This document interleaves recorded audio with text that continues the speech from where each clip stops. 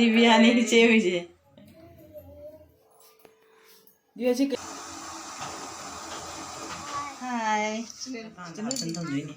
Mare, dia sini pasina pura gaya. Sim kuliah di posisi mana? Pasti hoga na.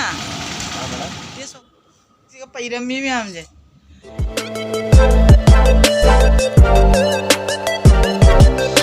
Meitei production. Good evening everyone. Mayang ngasi mana wo video ang pura ya. Mayang ngasi ki video se ngasi nungtin je.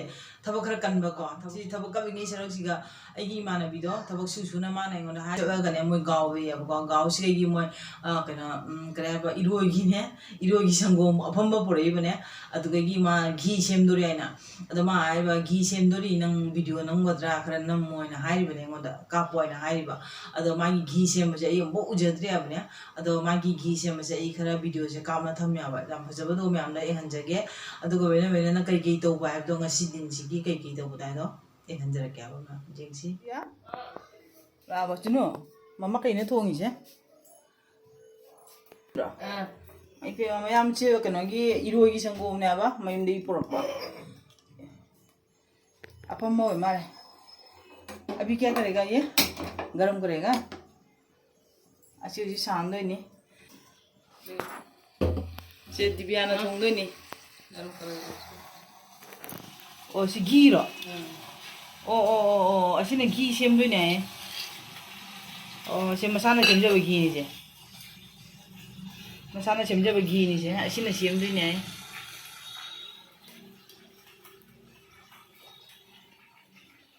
ये भी देगा क्या लहसुन ये भी देगा ओहो ऐसी का कोई चनम था का नहीं क्या ये होंगे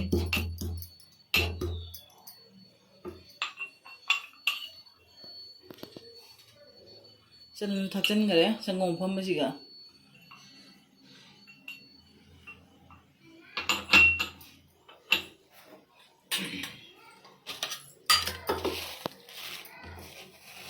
और क्या है ये ओ ब्लैक पेपर नहीं पेपर नहीं गुरु मुरी से था करने ऐसी का कौन और ये क्या है सॉल्ट और इसने थुंगरा था है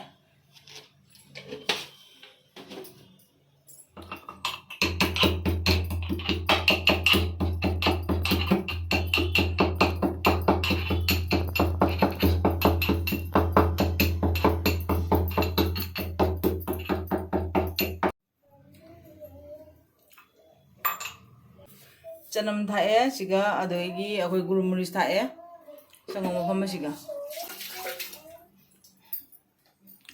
मोय मसा मसा न ओइ सेम सेम थमिया बा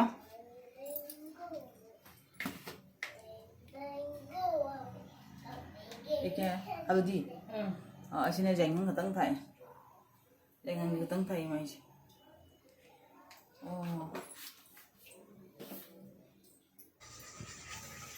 दो ma'am जिंगसी ngasi ki thaba khukan je ado ngasi se phi sathi na jam ya ba ko ngarang ga ngasi ke je ba ko se ko phi se jam ya ba ado no mini da ba ko phi ne ba ko akhoni su ba oi ba ngam dra ba ne ado nung thang ju jam theng su ri ne ai se pung ama ani da ba ga jaw ya ba ko ngasi thaba yam jam ba pai ri myam je mo myam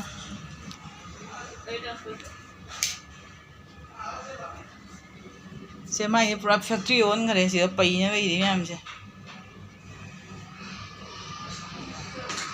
지금까지 빠이네 왜 이래? 나랑 더벅지 아미야 뭐 이제 가지기는 때 빠이리면 그냥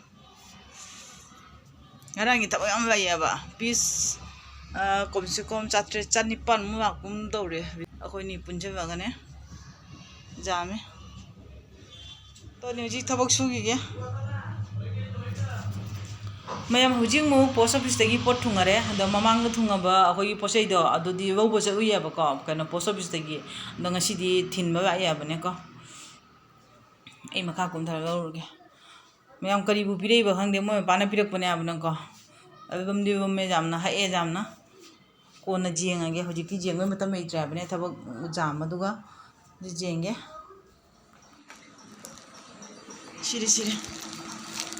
सिरी ma'am ओमा खुसाउ सिदी आई pot थुंगरे ngasi mu Kailangan na ba saan gumapon ba siya? Oh. Ganda siya na yun, Maya hujik fajana saure. Minit tara mo sure ba ko? Fajana saure hujik.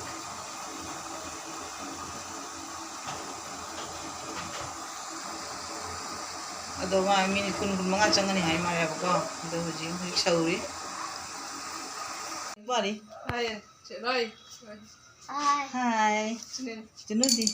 Hi. Chunu se bari yam phai ba ko? Ma school de halak ba bari pa ne ba? Monday ready ka.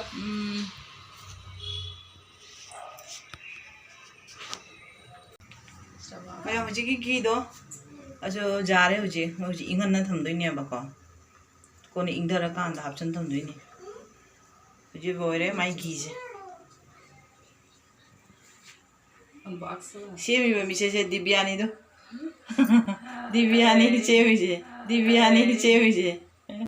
Mana chemi mi hai gira jani ma. Mana hai ga ba ko. Ingaga kona. Maya Hawaii bora ni. Tasty होगा ना test होगा ना हाँ एक रहा है क्या मोटा हाँ हो जाएगा टेस्ट हो जाएगा 20 का हाँ मैं मुझे घी से मगी वीडियो तो कापा होएगा हाथ थोड़ा बोरा सा गई थोड़ा ही मैम अदा बोरा से माई की हवाई की बोरा ने अब जम हाव या बाबू कुंट्राई बाउरे चिगेगी कुंट्राई मापन घक तौ या बने को मा अम कही ने पिपिरे इंगोंदा द हुजी जुमदा जवरगा मुजेंगसी माना बिदुना ने हुजी माना से घी दो ग्लास में पिरे या बा इंगोदा से एक बुटो द स्टोर द थम दोइने बा का फजन सेमी को मैम मोय वैने बिबा की दिया बा वैरु दिसि बचांग यो ने बा को सिनी माना इंगोना पिसे सारी सारे इंगा बगै हापचन थम दोइने बा दाबादा मैम सिगा बैरे अने हुजी पोरकपा बोरा दो को बोरा से मखल पुनमक सुनसु हापे माइसे मोरो किसु हापे आलू किसु हापे हवाई किसु हापे अब को सि पुनमक सुना हापे अदे चटनी सिसु फदिगोम की चटनी अब अदे सिसु हापे द टेस्ट तौगिगे